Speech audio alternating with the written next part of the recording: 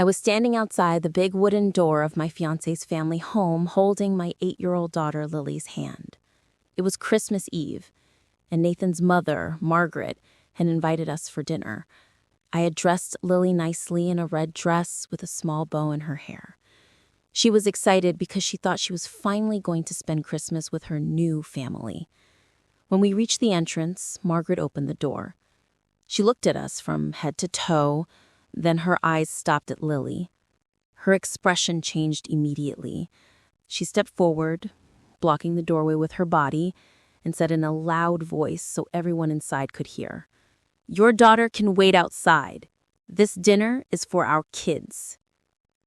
Lily's small hand tightened around mine. I felt her body go stiff. Margaret continued, "My grandchildren are already inside. We've planned everything for them. It would be better if she stays out here. We don't want things to get complicated." Inside the house, I could see Nathan's sister's 2 children running around with gift bags, laughing and calling out to their grandparents. Margaret's husband, Richard, was standing a little behind her, but he didn't say anything. He just looked away. Lily looked up at me with confused eyes. She was only 8. She didn't understand why she was being left outside while other kids were being welcomed in. I didn't argue. I didn't raise my voice. I simply reached into my handbag, took out a white envelope, and handed it to Margaret. "For you," I said calmly. "Open it later." Margaret looked at the envelope with slight confusion, but took it anyway. She probably thought it was some kind of Christmas card or a polite note. I gently squeezed Lily's hand and said, "Come on, baby, we're leaving." As we turned to walk back to the car, I could hear Margaret's grandchildren laughing inside the house. Lily didn't say anything on the way back, but I could feel her little hand trembling in mine. That night, after I put Lily to sleep, I sat in the living room alone. My phone was on the table. At exactly 11:47 p.m., it started vibrating nonstop. 1 missed call, then another, then another. Within 10 minutes, my phone showed 79 missed calls. Most of them were from Margaret, my fiancé's mother. Some were from Nathan, my fiancé. A few were even from his father, Richard. I didn't answer any of them. I just sat there in the dark, staring at my phone as it kept lighting up again and again. Because I already knew what was inside that envelope, and I knew exactly why they were calling me like crazy at this hour. I didn't sleep that night. After putting Lily to bed, I sat in the living room with the lights off, staring at my phone as it kept vibrating on the table. By 12:30 a.m., the number of missed calls had crossed 79. Most were from Margaret, my fiancé's mother. Some were from Nathan, my fiancé. A few were even from his father, Richard. I didn't answer any of them. Around 1:15 a.m., Nathan sent me a long voice message. His voice sounded panicked. "Emma, what the hell was inside that envelope? Mom is losing her mind. She's been screaming and crying for the past hour. She keeps saying you've destroyed everything. Please pick up the phone. We need to talk." I deleted the voice message without listening to it fully. At 2:47 a.m., Margaret called again. This time I picked up. The moment I answered, she started shouting, "What the hell did you do, Emma? How could you do this to us?" I stayed calm. "I didn't do anything, Margaret. I just gave you the truth." She was breathing heavily on the other end. "You think you can just walk away like this after everything we've done for you? Nathan is devastated. You've embarrassed the entire family." I let out a small, tired laugh. Embarrassed? That's funny coming from the woman who told my 8-year-old daughter to wait outside because this dinner is for our kids. There was silence on the other end for a few seconds. Then Margaret spoke in a lower, more desperate voice. "Emma, whatever is in that envelope, we can talk about it. Just don't do anything stupid. Nathan still loves you. We can work this out." I stayed quiet for a moment before replying. Margaret, I already made my decision. The engagement is off, and I'm not changing my mind. She started shouting again. You can't do this. Do you have any idea what this will do to our reputation? People are already talking. If you walk away now, you'll regret it for the rest of your life. This time, I didn't stay calm. No, Margaret, I said coldly. The only thing I regret is not walking away sooner. I stayed quiet for 2 years while you treated my daughter like she didn't belong. I stayed quiet when you constantly made comments about her not being real family. But I'm done staying quiet. I paused, then continued. And just so you know, that envelope didn't only have my decision to call off the engagement. It also had copies of the documents I found last month, the ones that show how your family has been drowning in debts for the past 3 years. The same documents that prove you were trying to marry Nathan to me so you could get your hands on my inheritance after my father passed. Margaret went completely silent. I continued. I also included the messages Nathan sent to his friend last year where he said he was only staying with me because of my father's money. I'm sure the entire family will find those very interesting. You're lying, she whispered, but her voice was shaking. I'm not, I replied, and I have more, much more. So if I were you, I would stop calling me and start thinking about how you're going to explain all of this to your social circle. I ended the call. For the next few hours, my phone kept ringing, but I didn't pick up. At one point, Nathan sent me over 15 messages. I didn't read any of them. The next morning, I woke up to a message from Nathan. Emma, please, we need to talk. Mom told me everything. I swear I didn't know about the debt. Can we please meet? Just once.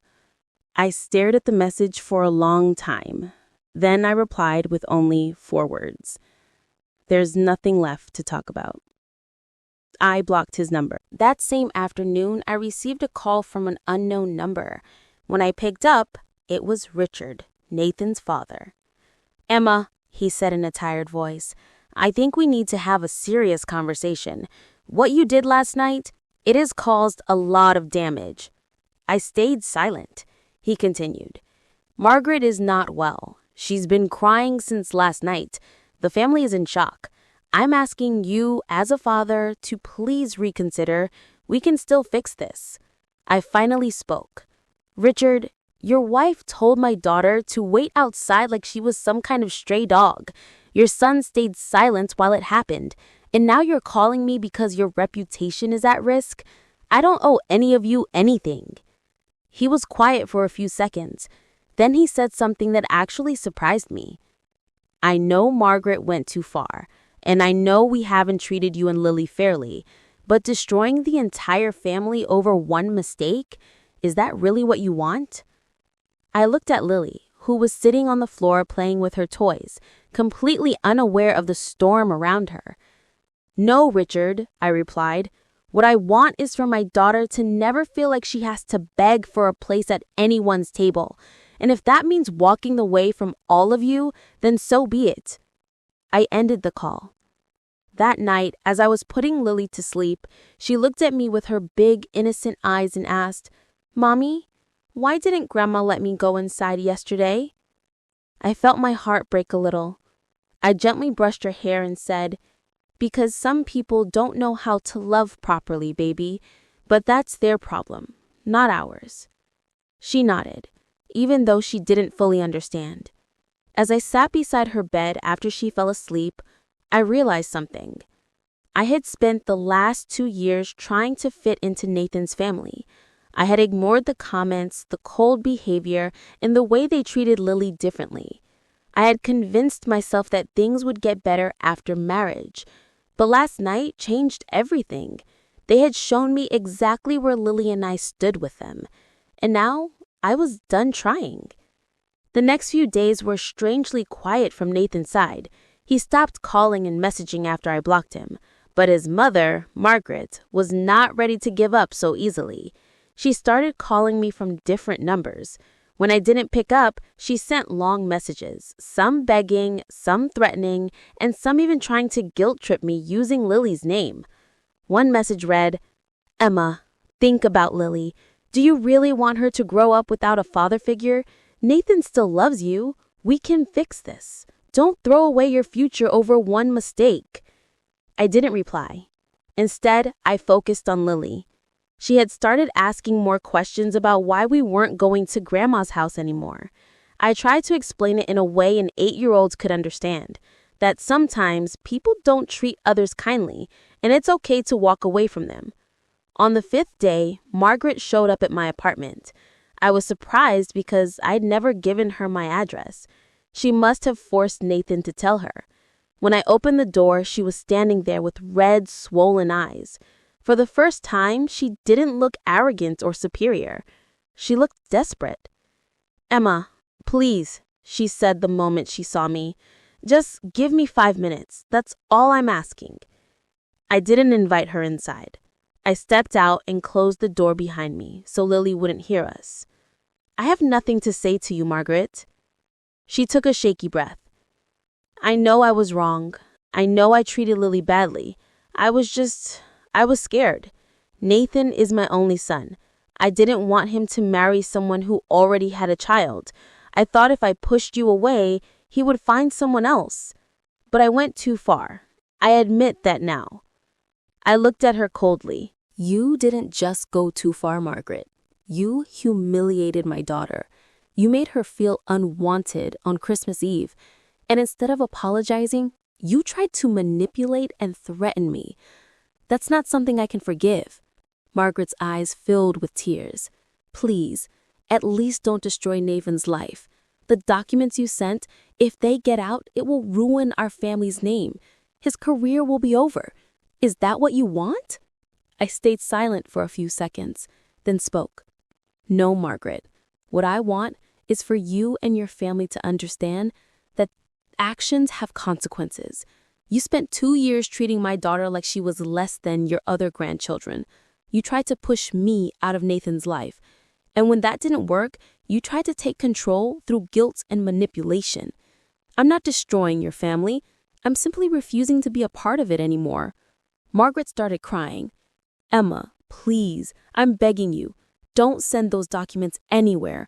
I'll do anything you want. I'll apologize to Lily. I'll treat her better. Just don't ruin us." I looked at her for a long moment. Then I said something that finally made her understand.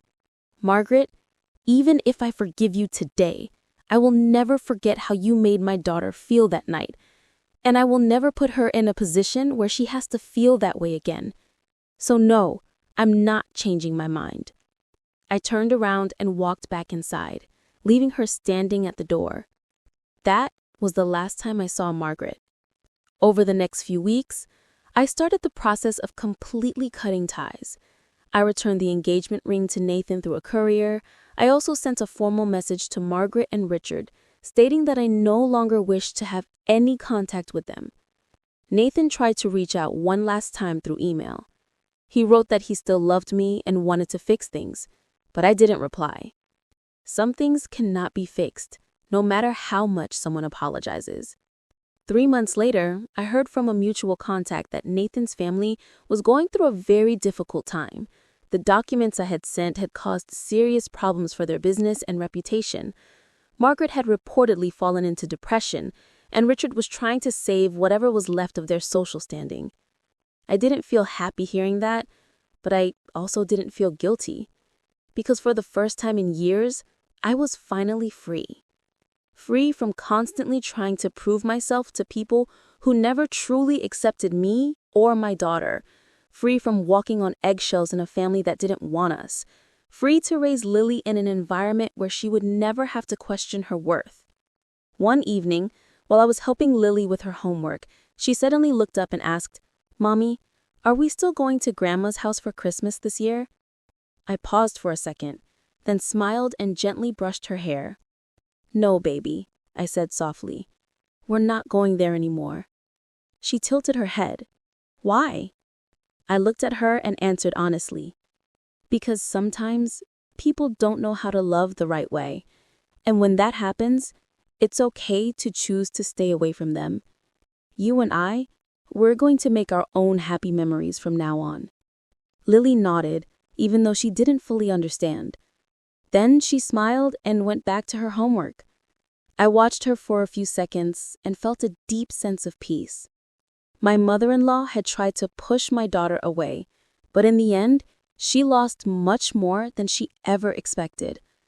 And I finally understood that sometimes walking away is not weakness. It's the strongest thing you can do for yourself and for the people you love.